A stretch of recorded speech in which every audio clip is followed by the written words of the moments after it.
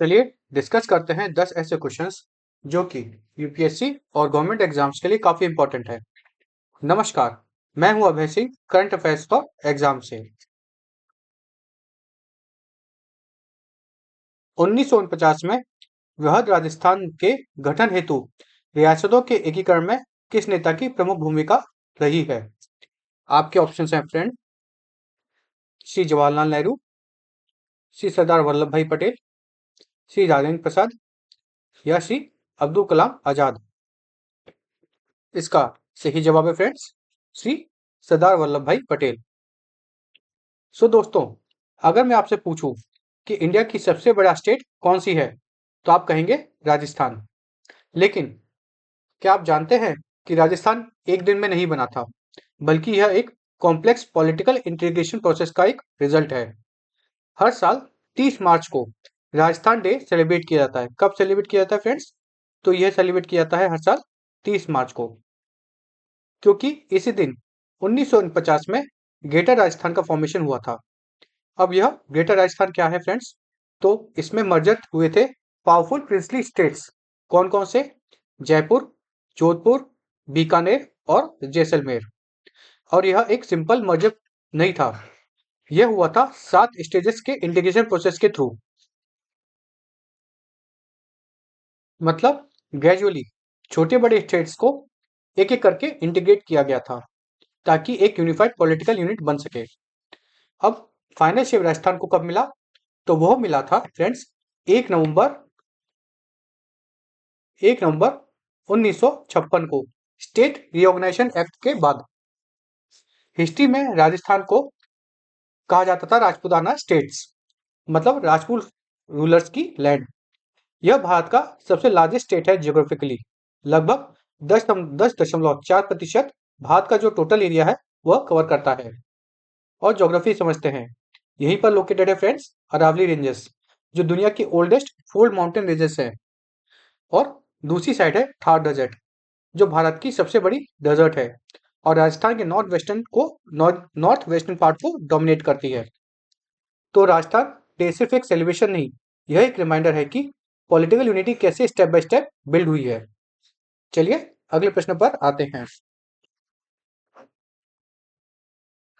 अंतर्राष्ट्रीय शून्य अपशिष्ट दिवस के आयोजन को संयुक्त रूप से कौन से संयुक्त राष्ट्र निकाय संचालित करते हैं? आपके ऑप्शन है फ्रेंड, यूएनईपी, यूएन हैबिटेट, उपरोक्त दोनों या उपरोक्त में या फिर यूएनडीपी। तो इसका सही जवाब है फ्रेंड्स, उपरोक्त दोनों। दोस्तों, आज के टाइम पर दुनिया एक नहीं 3 मेजर क्राइसिस फेस कर रही है। पहला क्लाइमेट चेंज, दूसरा बायोडाइवर्सिटी लॉसेस और तीसरा पॉल्यूशन। और इन तीनों का एक कॉमन रूट कॉज क्या है? Waste generation. इसी प्रॉब्लम को एड्रेस करने के लिए हर साल 30 मार्च को सेलिब्रेट किया जाता है international day of zero waste. इसको एस्टेब्लिश किया गया था यूएन जनरल असेंबली द्वारा। कब एस्टेब्लिश किया गया था फ्रेंड्स? दिसंबर 2022 में। और पहली बार इसे ऑब्जर्व किया था 2023 में। इस इनिशिएटिव को जॉइंटली सपोर्ट करते हैं यूएनईपी और यूएन हैबिटेट। और यह डायरेक्टली लिंक्ड है फ्रेंड्स एसडीजी अर्थात एसडीजी 11 अर्थात सस्टेनेबल सिटीज और एसडीजी 12 अर्थात रेस्पॉन्सिबल कंजप्शन ऑफ प्रोडक्शन से। अब 2003 अब हम 2026 की बात करें तो फ्रेंड्स 2026 का थीम क्या है? तो वो है ग्लोबल फूड वेस्ट रिडक्शन। और यहाँ एक शॉकिंग डाटा सुनते हैं, दुनिया भर में 19% फूड कंज्यूमर लेवल पर ही वेस्ट हो जाता है। मतलब लोगों ने लिया पर कुछ खाया कुछ बर्बाद कर दिया। लगभग 19 मतलब 20% के मतलब एक पांचवा भाग। और यह कंट्रीब्यूट करता है 10% global green house gas emission को। और सबसे ज्यादा वेस्ट भी कहाँ होता है? 7% जो होता है फ्रेंड्स, वह घरों में होता है, ना कि किसी रेस्टोरेंट में। मतलब हम और आप जैसे लोग ही अपने घर में खाने को वेस्ट करते हैं, जो कि सही नहीं है। इसलिए यह डे सिर्फ एक पॉलिसी नहीं बल्कि इंडिविजुअल बिहेवियर चेंज का एक मैसेज भी देता है। और इसीलिए जीरो वेस्ट का कॉन्सेप्ट आज के टाइम में बहुत इंपॉर्टेंट है। चलिए अगले प्रश्न पर आते हैं। किसने घोषणा की कि भारत दुनिया का तीसरे सबसे बड़ा मेट्रो नेटवर्क बन गया है? आपके ऑप्शन है फ्रेंड, टोकन साहू, हरदीप सिंह पुरी, श्री नितिन गडकरी या श्री अश्विनी वैष्णव। इसका सही जवाब है फ्रेंड्स, श्री टोकन साहू। ये है श्री टोकन साहू। फ्रेंड्स, अगर आप भारत के सिटीज को देखें तो सबसे बड़ा चैलेंज क्या दिखता है? दिखता है ट्रैफिक कंजक्शन, पॉल्यूशन और इनएफिशिएंट ट्रांसपोर्ट। और इसी प्रॉब्लम का सोल्यूशन बनकर उभरा है मेट्रो रेल सिस्टम। ये हम सभी को पता है। हाल ही में केंद्रीय मंत्री श्री टोकन साहू ने अनाउंस किया है कि भारत अब दुनिया में तीसरे नंबर पर है। किस मामले में? मेट्रो नेटवर्क के लेंथ के मेट्रो नेटवर्क की जो लेंथ है उसके हिसाब से। और यह ग्रोथ कोई छोटी नहीं है फ्रेंड्स। इसमें टोटल ऑपरेशनल नेटवर्क क्रॉस कर चुका है 1143 किलोमीटर, जो कि अपने आप में बहुत बड़ा नंबर है। और साथ ही में 936 किलोमीटर अंडर कंस्ट्रक्शन है। 2014 में सिर्फ 5 सिटीज में मेट्रो थे और अब यह 29 सिटीज तक पहुंच चुके हैं। हर साल मेट्रो 11.5 मिलियन पैसेंजर्स को कैरी करती है। मतलब कि बहुत सारे लोग आजकल मेट्रो का यूज कर रहे हैं अपनी सुविधा के लिए। इस ग्रोथ के पीछे का रीजन है government policies focusing on urban infrastructure, साथ में मेक इन इंडिया इनिशिएटिव, जिससे मेट्रो कोचेस का भी डोमेस्टिक प्रोडक्शन हो रहा है। और इसका इम्पैक्ट क्या है फ्रेंड्स? कंजेशन कम होता है, कनेक्टिविटी बेहतर बढ़ती है और पोल्यूशन भी बहुत हद तक रिड्यूस होता है। फ्रेंड्स, मेट्रो सिस्टम आज सिर्फ ट्रांसपोर्ट नहीं बल्कि अर्बन ट्रांसफॉर्मेशन टूल बन चुके हैं। और यह क्लियरली शो करता है कि भारत का फोकस है मॉडर्न, सस्टेनेबल और फ्यूचर रेडी सिटीज के लिए। चलिए फ्रेंड्स, अगले प्रश्न पर आते हैं। निम्नलिखित में से किस सामग्री को आईआईटी गुवाहाटी के शोधकर्ताओं द्वारा ultra low over potential hydrogen उत्पादन और सोलर डिसैलिनेशन के लिए विकसित किया गया है? आपके ऑप्शन है फ्रेंड, ग्राफीन, सिलिसीन, परकोस्फाइट या एमजीन। इसका सही जवाब है फ्रेंड्स, एमजीन। फ्रेंड्स, एनर्जी क्राइसिस और वाटर क्राइसिस दोनों फ्यूचर का सबसे बड़ा चैलेंज है। लेकिन अगर हम ये बात कहें कि टेक्नोलॉजी दोनों प्रॉब्लम्स के साथ सॉल्व हो सकती है, तो ये कोई फिक्शन नहीं है, यह रियलिटी है। और यह इनोवेशन आया है आईआईटी गुवाहाटी से। हाल ही में साइंटिस्ट ने डेवलप किया है एक डुअल पर्पस कैटलिस्ट, जो एक ही टाइम पर हाइड्रोजन प्रोड्यूस करता है और सी वाटर डिसैलिनेशन भी करता है। अब टेक्निकल डिटेल समझते हैं। हाइड्रोजन इवोल्यूशन रिएक्शन का ओवर पोटेंशियल सिर्फ 12 मिलीवोल्ट, जो कि एक्सट्रीमली लो है। और यह performance traditional platinum carbon catalyst से भी बेटर है। रिसर्च पब्लिश हुई है यह एडवांस फंक्शनल मटेरियल जर्नल में और इसको लीड किया है प्रोफेसर पीके गिरी ने। अब टेक्नोलॉजी का कोर समझते हैं फ्रेंड। एम एक्सीन, यह 2D मटेरियल है हाई कंडक्टिविटी के साथ। इसे साइंटिस्ट ने बनाया है।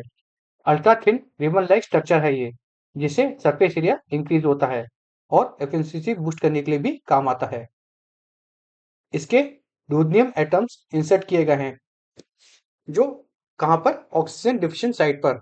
और इस सिस्टम को इंटीग्रेट किया गया है 3D solar driven Janus evaporator device में, जिससे वाटर एवोपरेशन जो रेट है वह 3 kg पर स्क्वायर मीटर पर आवर होता है।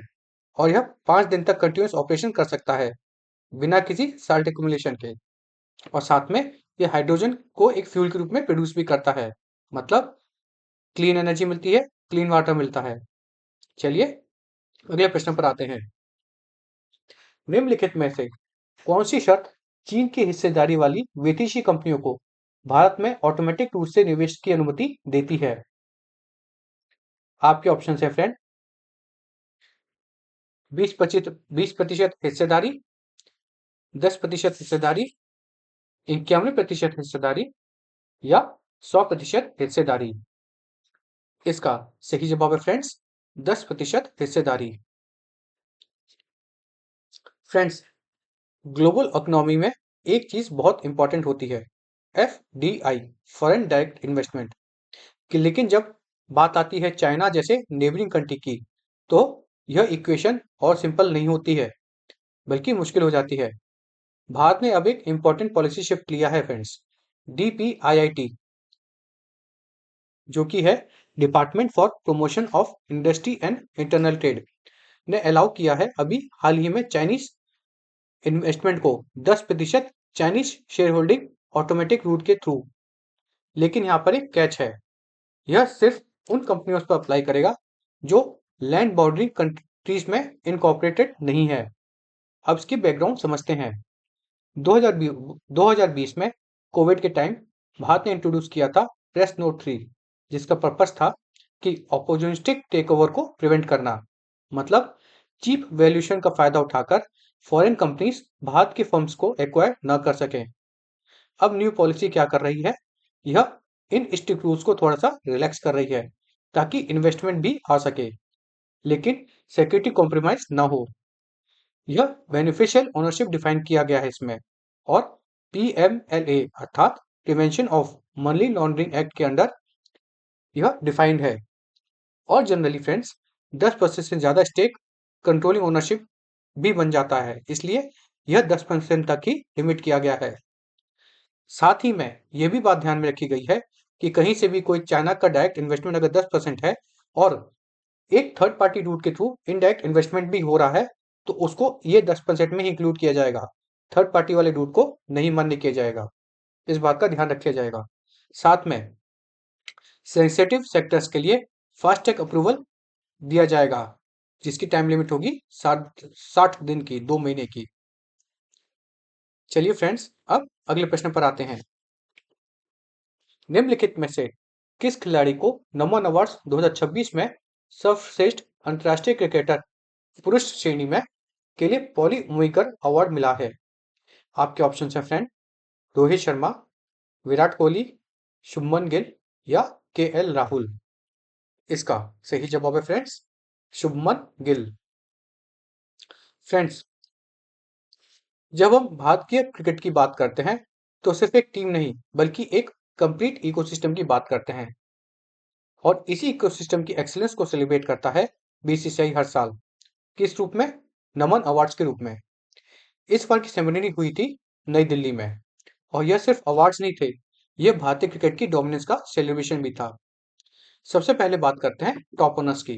तो शुभमन गिल को दिया गया है पॉली उमरीगर अवार्ड, जो दिया जाता है बेस्ट इंटरनेशनल क्रिकेट पुरुष श्रेणी में भारतीय लोगों को, और महिला श्रेणी में यह अवार्ड दिया गया है श्री स्मृति मंदाना जी को। साथ में एक और इम्पोर्टेंट अवार्ड है कर्नल CK नायडू अवार्ड, जो भी है BCCI के highest life time achievement award achievement honour है, और यह मिला है रॉजर बिनी और राहुल द्रविड़ जैसे लेजेंड्स को। और महिला श्रेणी में यह दिया गया है श्रीमती मिथाली राज को। अब एक पावरफुल इंसाइट देखते हैं। 5 इंडियन टीम को फैसिलिटेट किया गया है जो डिफरेंट ICC वर्ल्ड कप जीत चुकी हैं। इसमें इंक्लूड हैं under 19 man, under 19 women, women's ODI team, championship trophy वाली टीम और ICC man T20 world cup winning team. मतलब एक ही देश, multiple formats, multiple age groups और हर जगह डोमिनेंस। यह क्लियरली शो करता है भारत के टैलेंट पाइपलाइन कितना डीप है, और ग्रासरूट से लेकर इंटरनेशनल लेवल तक यह सिस्टम कितना स्ट्रांग है। मेरा पर्सनली मानना यह है कि हर चीज और भी जगहों पे रिप्लिकेट होनी चाहिए, और भी स्पोर्ट्स में, जैसे कि हॉकी, फुटबॉल और भी बहुत सारे जो स्पोर्ट्स हैं। चलिए अगले प्रश्न पर आते हैं। निम्नलिखित में से कौन सा संगठन एक्सपोर्ट प्रमोशन मिशन के अंतर्गत रिलीफ योजना के लिए नोडल कार्यान्वयन एजेंसी है? आपके ऑप्शन है friend, ECGC, EXIM bank, DGFT या फिर FIEO। इसका सही जवाब है फ्रेंड्स, ECGC। दोस्तों, ग्लोबल ट्रेड का सबसे क्रिटिकल कंपोनेंट क्या होता है? वो होता है सप्लाई चेन, और अगर सप्लाई चेन डिस्टर्ब हो जाए तो पूरी इकोनॉमी शेक हो सकती है, जैसे कि हमने कोविड के समय देखा था, या फिर अभी जो ये ईरान यूएसए का युद्ध चल रहा है, जहाँ पे तेल की सप्लाई डिस्टर्ब होने के कारण बहुत सारी इकोनॉमिक डिस्ट्रक्शन आ रहा है, और ऐसा ही डिस्ट्रक्शन स्टेट ऑफ हॉर्मुज के रीजन के पास हम देख रहे हैं, जो दुनिया का सबसे इंपॉर्टेंट मैरीटाइम रूट में से एक है। और इसी सिचुएशन को हैंडल करने के लिए भारत ने लॉन्च किया है relief scheme under export promotion mission 2026। ये मैं आपको नोट डाउन करा देता हूँ, इसको आप याद कर लीजिए। साथ में जो आपको इंपॉर्टेंट पॉइंट्स बताता हूँ ना फ्रेंड्स, वो भी याद कर लीजिए, नोट डाउन कर लीजिए, आपके काम आएंगे एमसीक्यूज में। अच्छा, इस स्कीम का ऑब्जेक्टिव क्या है फ्रेंड्स? तो इस स्कीम का ऑब्जेक्टिव है उन एक्सपोर्टर्स को सपोर्ट करना जो वेस्ट एशिया लॉजिस्टिक डिस्ट्रप्शन से इम्पैक्ट हुए हैं। मतलब स्टेट ऑफ हॉर्मुज में जो डिसरप्शन आया है यूएसए और ईरान के वॉर के बाद, जिन एक्सपोर्टर्स को नुकसान उठाना पड़ रहा है, इस रिलीफ स्कीम के तहत उनको सपोर्ट किया जाएगा। अब इसका इम्प्लीमेंटेशन कैसे होगा? तो ईसीजीसी अर्थात एक्सपोर्ट क्रेडिट गारंटी कॉर्पोरेशन को बनाया गया है इसके लिए नोडल एजेंसी, जो क्लेम वेरीफाई करेंगे और डिस्बर्समेंट करेंगे। अब कवरेज स्ट्रक्चर समझते हैं। 14 फरवरी से 15 मार्च तक की जो शिपमेंट है, उस पर 100% रिस्क कवरेज दिया जाएगा, और 16 मार्च से 15 जून की जो शिपमेंट होगी, उसमें 95% कवरेज दिया जाएगा। साथ में एमएसएमईज के लिए स्पेशल एक बेनिफिट भी दिया गया है। उनका 50% जो फ्रेट इंश्योरेंस चार्ज है, वह रीइंबर्समेंट के रूप में दिया जाएगा, और इसकी जो मैक्सिमम लिमिट रखी गई है रीइंबर्समेंट की, वह 50 लाख रुपए प्रति एक्सपोर्टर रखी गई है। अच्छा, इसका ज्योग्राफिकल कवरेज भी इंपॉर्टेंट है। इसमें कवर होंगे UAE, Saudi Arabia, Qatar, Kuwait, Oman, और एक्सटेंडेड ट्रांजिट होंगे बहरान, इराक, ईरान, इसराइल और यमन। यहाँ पे जो एक्सपोर्टर्स अपनी एक्सपोर्ट कर रहे हैं इन देशों में, वो कवर किए जाएंगे।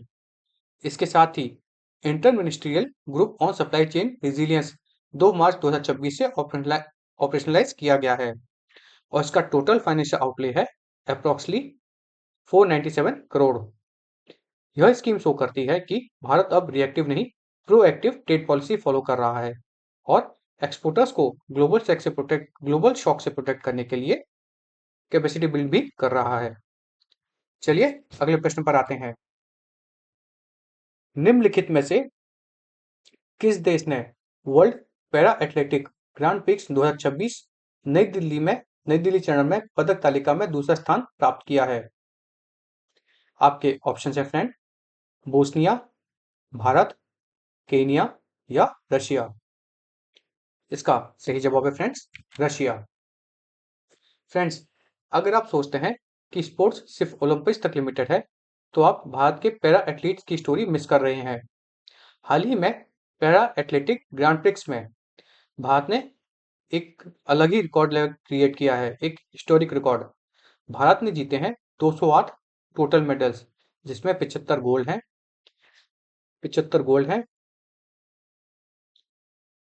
69 सिल्वर हैं और 64 ब्रॉन्ज हैं। यह इवेंट हुआ था फ्रेंड्स जवाहरलाल नेहरू स्टेडियम नई दिल्ली में, और इसमें कुल मिला के 257 एथलीट्स ने पार्टिसिपेट किया था 8 देशों से। कंपैरिजन के हिसाब से देखें तो भारत पहले नंबर पे है, और दूसरे नंबर पे है रशिया, जिसने टोटल जो मेडल जीते हैं वो सिर्फ 35 मेडल जीते हैं। मतलब गैप बहुत बड़ा है, और यह भारत की क्लियरली डोमिनेटिंग फोर्स बन चुका है। यह इवेंट 13वें ग्रांड प्रिक्स सीजन का सेकेंड लेग था, और इसका पर्पस था एथलीट को प्रिपेयर करना। किस चीज के लिए? तो 2026 चैंपियनशिप और 2028 पैरा ओलंपिक्स के लिए। यह सक्सेस बताता है कि भारत का para sports ecosystem rapidly grow कर रहा है। चलिए अगले प्रश्न पर आते हैं। निम्नलिखित में से भारत के जीडीपी का नया आधार वर्ष कौन सा है, जिसे 2026 में संशोधित किया गया है? आपके ऑप्शन है फ्रेंड, 2015-16, 2020-21, 2022-23 या फिर 2018-19।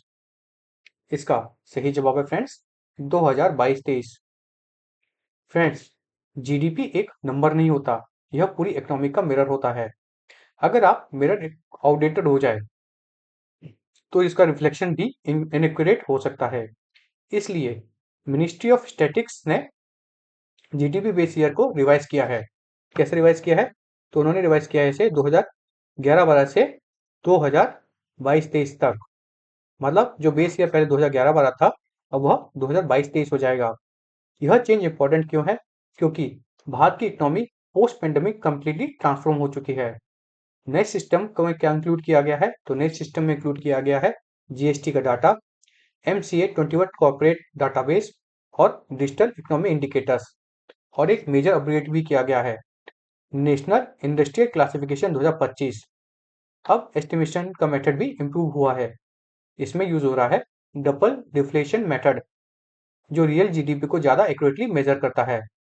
साथ में डिफ्लेक्टर्स भी इंक्रीज हुए हैं।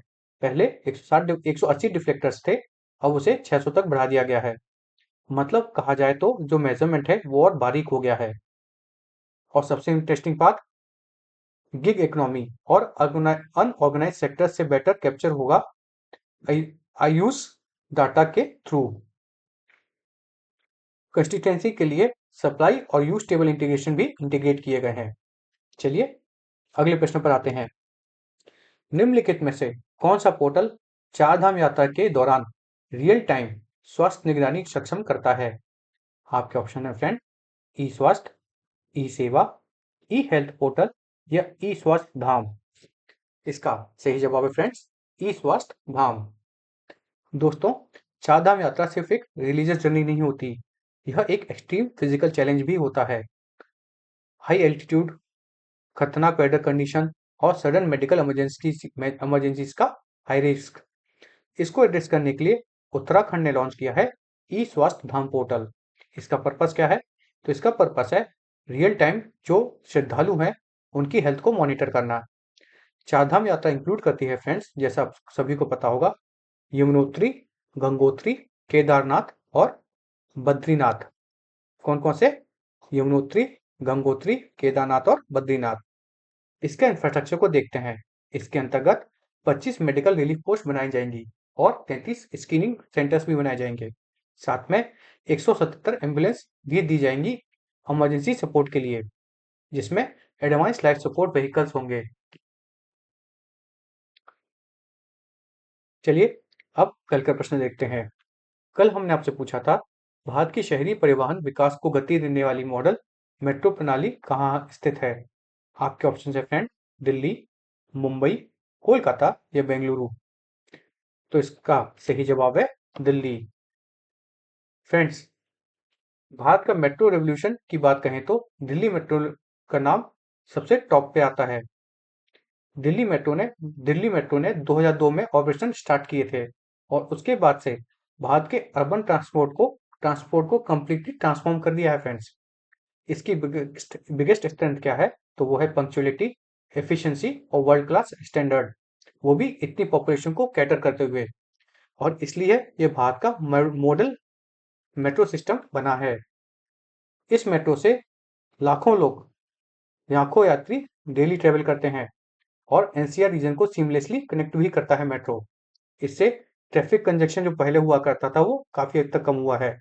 पोल्यूशन ऑलरेडी जो एक बड़ी समस्या है, वो भी बहुत हद तक मेट्रो ने कम की है। हालांकि वो अभी भी है पर वो कम है। सेफ और रिलायबल ट्रांसपोर्ट भी बढ़ा है। अच्छा, रिसेंट ईयर्स में ड्राइवरलेस ट्रेन इंट्रोड्यूस की गई हैं। दिल्ली मेट्रो ने सिर्फ एक सिटी नहीं बदली, बल्कि उसके ब्लूप्रिंट को ही बदल दिया है। फ्रेंड्स, अब कल के लिए प्रश्न देखते हैं। कल के लिए हमारा आपसे प्रश्न है, दत्तक माताओं के मातृत्व अवकाश पर आयु सीमा किसने समाप्त की है? आपके ऑप्शन है friend, Supreme Court, Parliament of India, विधि आयोग या फिर महिला एवं बाल विकास मंत्रालय। इसका जवाब आपको कमेंट सेक्शन में देना है। फ्रेंड्स, आपका सपना आपके डर से बड़ा होना चाहिए, ये बात हमेशा याद रखिए अगर आपको लाइफ में आगे बढ़ना है तो। इसके साथ ही यह सेशन समाप्त होता है। अगर आपको हमारा सेशन फ्रूटफुल एवं इंफॉर्मेटिव लगा तो लाइक शेयर सब्सक्राइब अवश्य कीजिएगा। धन्यवाद। जय हिंद, जय भारत।